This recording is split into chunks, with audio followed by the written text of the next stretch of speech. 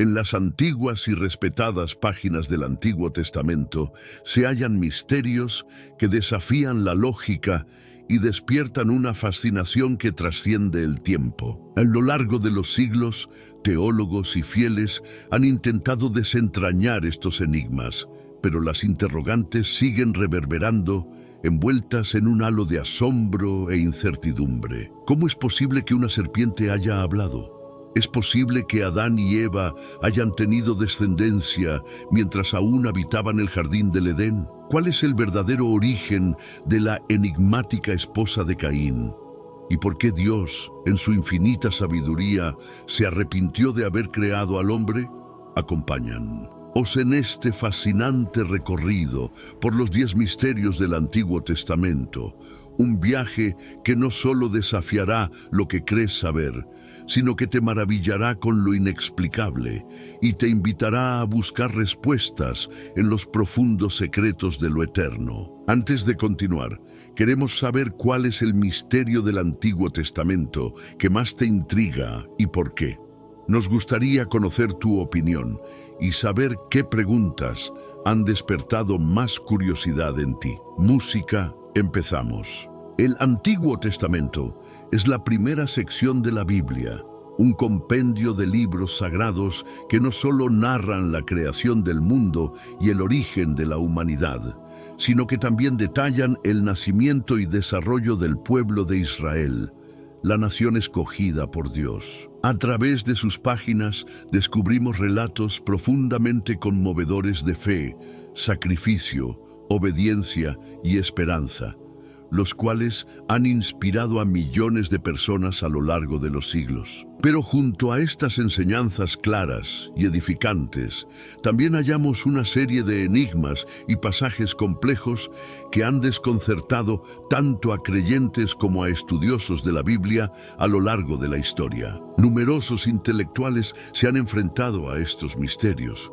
y algunos de ellos han generado intensos debates. Teólogos, filósofos y eruditos han dedicado siglos de estudio en un intento por comprenderlos, mientras que incluso ateos han utilizado ciertos textos del Antiguo Testamento para argumentar que la Biblia contiene contradicciones y que sus enseñanzas no son coherentes. ¿Es esto realmente cierto? ¿Existen, acaso, contradicciones en las Escrituras sagradas? Lamentablemente, muchos cristianos no han sabido responder adecuadamente a esta cuestión, lo que ha llevado al mundo a percibirlos como incapaces de defender la autoridad de las Escrituras y, por ende, la fe cristiana. Por ello, es fundamental que abordemos este tipo de interrogantes con paciencia, sabiduría y una disposición genuina para desvelar la verdad. Dicho esto, comencemos a explorar los 10 misterios más fascinantes del Antiguo Testamento. Número 1. ¿Tuvieron hijos Adán y Eva en el jardín del Edén? La interrogante sobre si Adán y Eva tuvieron descendencia en el Edén antes de ser expulsados ha generado gran interés y especulación entre estudiosos y creyentes. La Biblia, aunque detallada en varios aspectos, no menciona explícitamente que Adán y Eva hayan tenido hijos mientras vivían en el Edén. Esto deja un espacio para interpretaciones, pero también limita nuestras conclusiones a lo que está claramente escrito en Génesis capítulo 1, verso 28, donde Dios ordena a Adán y Eva: fructificad y multiplicaos, llenad la tierra. Este mandato es claro, pero no implica necesariamente que lo hayan cumplido de inmediato.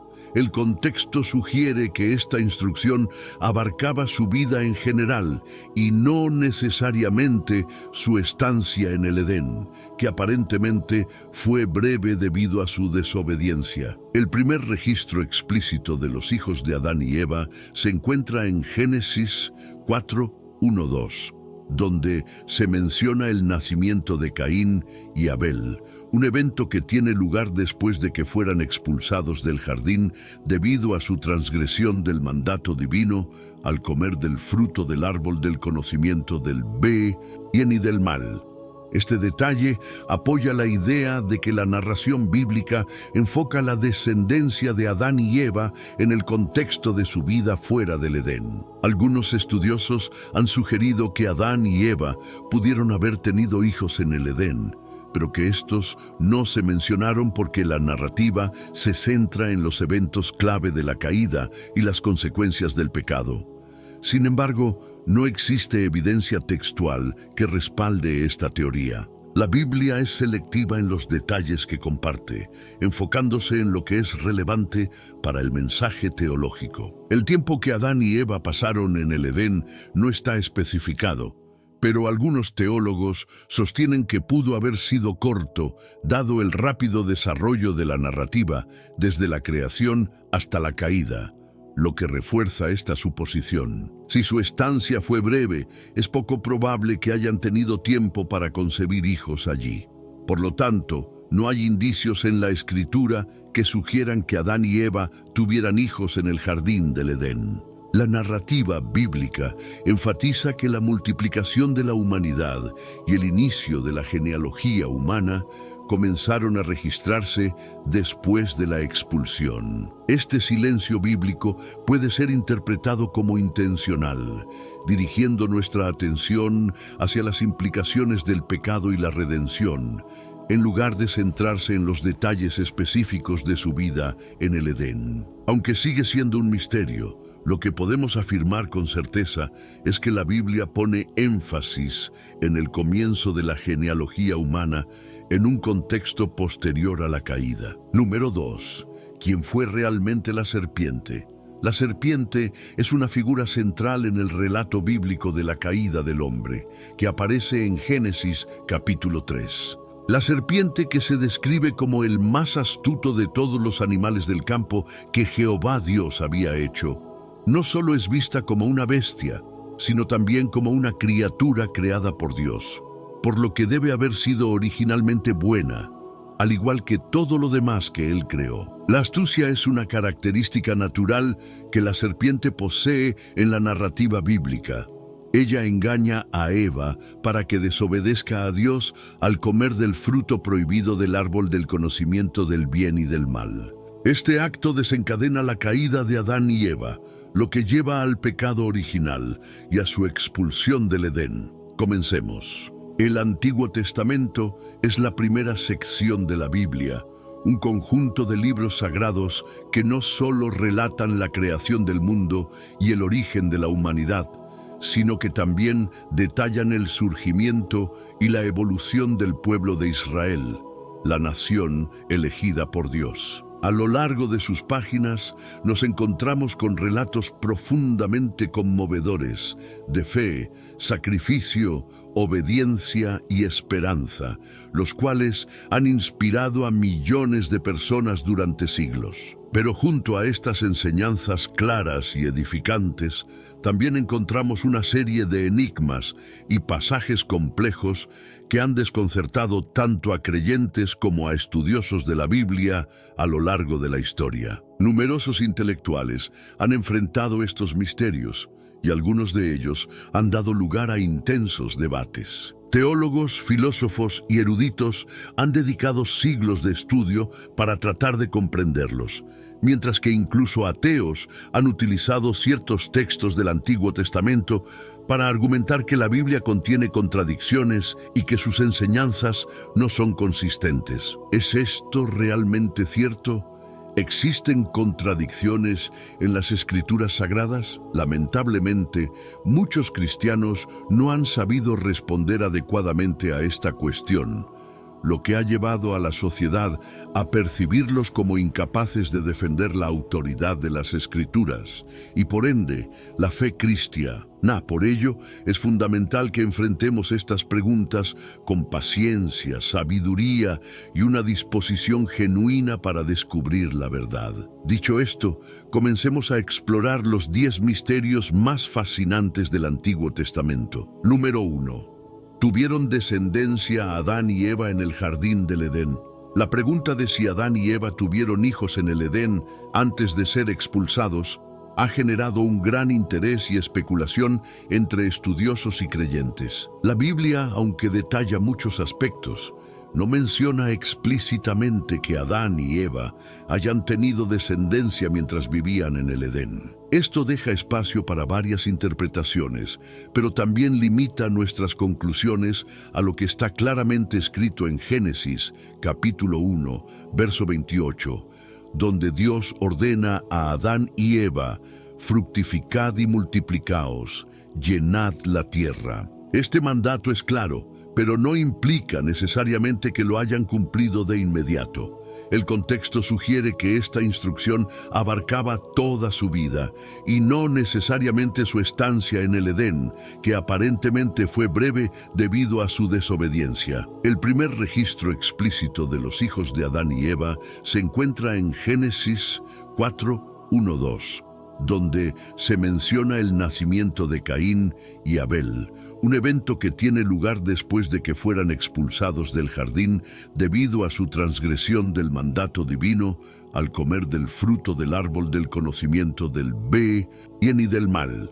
Este detalle apoya la idea de que la narración bíblica enfoca la descendencia de Adán y Eva en el contexto de su vida fuera del Edén. Algunos estudiosos han sugerido que Adán y Eva pudieron haber tenido hijos en el Edén, pero que estos no se mencionaron debido a que la narrativa se centra en los eventos clave de la caída y las consecuencias del pecado. Sin embargo, no existe evidencia textual que respalde esta teoría. La Biblia es selectiva en los detalles que comparte, enfocándose en lo que es relevante para el mensaje teológico. El tiempo que Adán y Eva pasaron en el Edén no está especificado, pero algunos teólogos sostienen que pudo haber sido corto, dado el rápido desarrollo de la narrativa desde la creación hasta la caída, lo que refuerza esta suposición. Si su estancia fue breve, es poco probable que hayan tenido tiempo para concebir hijos allí. Por lo tanto, no hay indicios en las Escrituras que sugieran que Adán y Eva tuvieran hijos en el jardín del Edén. La narrativa bíblica enfatiza que la multiplicación de la humanidad y el inicio de la genealogía humana comenzaron a registrarse después de la expulsión. Este silencio en la Biblia puede interpretarse como intencional, enfocando nuestra atención en las implicaciones del pecado y la redención, en lugar de centrarse en los detalles específicos de su vida en el Edén.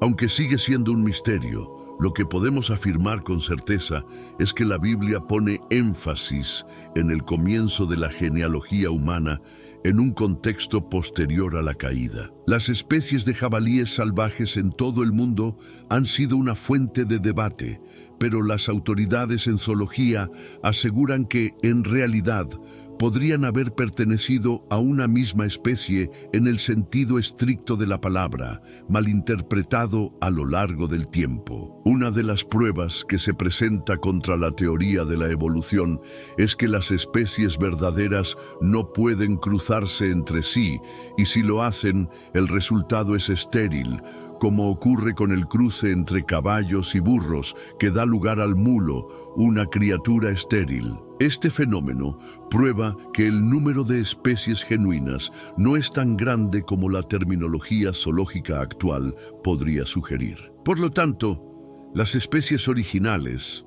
de las cuales descienden las muchas clases y tipos descubiertos por la ciencia, no eran tan numerosas como para no caber en el arca, según este principio. El número de animales que sobrevivieron al diluvio y que potencialmente repoblaron la tierra es mucho más pequeño de lo que se pensaba originalmente, lo que hace perfectamente posible que todos los animales pudieran haber cabido en el arca. Como cristianos, debemos estar agradecidos por el mendelismo y los avances en la ciencia genética, no solo porque refutan el darwinismo, sino también porque nos han mostrado que las especies que sobrevivieron al diluvio eran pocas, pero suficientes para repoblar el planeta, siendo los ancestros de la variedad de vida que observamos hoy. Los científicos, tanto los que siguen teorías erróneas como los que siguen las ciencias correctas, a menudo se contradicen entre sí, pero Dios no se contradice. Número 6. Si nadie ha visto a Dios, ¿por qué Moisés hablaba cara a cara con él? La aparente contradicción entre el hecho de que nadie ha visto a Dios y que Moisés hablaba cara a cara con él se resuelve al comprender el significado de estas expresiones dentro del contexto bíblico. En varias partes de la Biblia se afirma que nadie puede ver a Dios y vivir, como en Éxodo 33:20, donde Dios le dice a Moisés: «No podrás ver mi rostro, porque no me verá hombre y vivirá». Esta afirmación hace referencia a que la esencia plena de Dios, en toda su gloria y majestad, es tan pura, poderosa y trascendental que ningún ser humano puede soportar una visión directa de Él sin sufrir consecuencias. Ver a Dios en su forma completa sería abrumador para cualquier ser humano debido a su perfección y santidad. Sin embargo, en Éxodo 33:11 encontramos lo siguiente: «Y hablaba Jehová a Moisés cara a cara, como habla cualquiera a su compañero. Y él volvía al campamento, pero el joven Josué, hijo de Nun, su servidor, nunca se apartaba del tabernáculo». Hablar cara a cara no significa ver literalmente el rostro de Dios. La expresión cara a cara se utiliza aquí para describir la cercanía, la intimidad y la calidad de la comunicación entre Moisés y Dios. Esta frase indica una relación especial, directa y clara, mucho más cercana que la de otros profetas que recibían mensajes de Dios a través de visiones o sueños. En la teología se menciona la existencia de teofanías, que son manifestaciones visibles de la presencia de Dios, en las cuales Él se hace accesible a los seres humanos en formas comprensibles. Moisés no veía a Dios en su forma gloriosa e inalcanzable, sino que experimentaba encuentros con Él a través de manifestaciones como la zarza ardiente o la nube de gloria. En estos encuentros, Moisés hablaba directamente con Dios, pero no veía la plenitud de su gloria. Moisés tenía una relación única con Dios, lo que le permitía una comunicación directa y clara, resaltando la cercanía y la revelación especial que recibía. A lo largo de la Biblia, Dios se va revelando gradualmente a la humanidad. Aunque Moisés no vio la gloria completa de Dios, fue el único que experimentó una revelación directa y personal, mientras que otros profetas recibieron revelaciones más indirectas, generalmente a través de visiones o mensajes enviados por ángeles. Número 10. ¿Realmente los muertos no saben nada? En Eclesiastés 9:5 leemos: «Porque los que viven saben que han de morir, pero los muertos nada saben, ni tienen más paga, porque su memoria es puesta en olvido». Este pasaje ha generado un considerable debate, especialmente en relación con las creencias sobre la vida después de la muerte. Este versículo es frecuentemente citado por grupos como los Testigos de Jehová, que sostienen que cuando una persona muere, su conciencia cesa por completo y no hay una existencia consciente en el más allá. Para entender este versículo es crucial considerar el contexto en el que se encuentra el libro de Eclesiastés, un texto del Antiguo Testamento escrito por el rey Salomón, quien reflexiona sobre la vida, la muerte y la aparente futilidad de muchas cosas bajo el sol. Eclesiastés está lleno de reflexiones sobre la vanidad de la vida, la inevitabilidad de la muerte y la limitación de la comprensión humana. Este pasaje en particular forma parte de esa meditación sobre la muerte, donde se expresa que, desde la perspectiva de la vida terrenal, los muertos ya no tienen participación en los eventos del mundo. La afirmación de que los muertos nada saben puede entenderse como una observación sobre el estado de inactividad y ausencia de conciencia en la muerte en comparación con la vida activa. El pasaje afirma que los muertos nada saben, lo que puede interpretarse de varias maneras. Desde una perspectiva más literal y terrenal, esta frase subraya la inactividad de la muerte, es decir, que una vez que alguien muere, ya no experimenta nada en el mundo de los vivos, no hay pensamientos, emociones, ni conocimiento consciente. Esto encajaría con la visión de que la muerte es el fin de la conciencia hasta el futuro evento de la resurrección. Sin embargo, es importante notar que el libro de Eclesiastés refleja la sabiduría humana limitada. Salomón está observando la muerte desde la perspectiva de la existencia humana y la comprensión terrenal. Desde una perspectiva terrenal, y no necesariamente describiendo el estado espiritual definitivo de los muertos, la afirmación de que los muertos nada saben podría estar haciendo referencia al estado físico y temporal de la muerte en esta vida. En este sentido, el pasaje podría estar resaltando la ausencia de actividad en la vida presente, pero no es una declaración final sobre lo que ocurre después de la muerte. Es importante considerar que la Biblia ofrece una visión más amplia sobre la muerte y la vida después de la muerte. En otras partes de las Escrituras, se enseña que los muertos no están completamente inactivos. Por ejemplo, en el Nuevo Testamento, Jesús enseña que aquellos que creen en Él tendrán vida eterna. En Lucas 23:43 le dice al ladrón en la cruz: «Hoy estarás conmigo en el paraíso», lo cual sugiere que existe conciencia o existencia después de la muerte para los justos. De igual manera, en el libro de Apocalipsis se menciona que las almas de los mártires están en la presencia de Dios, conscientes y orando. En Apocalipsis 6, 9, 11 leemos: «Cuando abrió el quinto sello, vi bajo el altar las almas de los que habían sido muertos por causa de la palabra de Dios y por el testimonio que tenían, y clamaban a gran voz diciendo: ¿Hasta cuándo, Señor, santo y verdadero, no juzgas y vengas nuestra sangre en los que moran en la tierra?» A estas almas se les dieron vestiduras blancas y se les dijo que descansaran un poco más de tiempo hasta que se completara el número de sus consiervos y hermanos que también habían de ser muertos como ellos. Estas escrituras sugieren que, aunque el cuerpo muere, el alma o el espíritu continúa existiendo de alguna manera, y que el estado de conciencia después de la muerte depende de la relación de cada persona con Dios. El cielo para los justos y el infierno para los impíos. Estimado oyente, en conclusión, recordemos que la palabra de Dios es infalible, perfecta e inmutable, porque proviene del mismo Dios, quien es la fuente de toda verdad y sabiduría. A lo largo de las Escrituras, vemos cómo su palabra no cambia ni se equivoca. Sin embargo, para comprender profundamente y aplicar correctamente estas enseñanzas en nuestras vidas, necesitamos más que solo una lectura superficial. Debemos estudiar la Biblia con la ayuda y la guía del Espíritu Santo. Es Él quien nos ilumina, nos da entendimiento y nos revela las verdades más profundas que están en la palabra de Dios.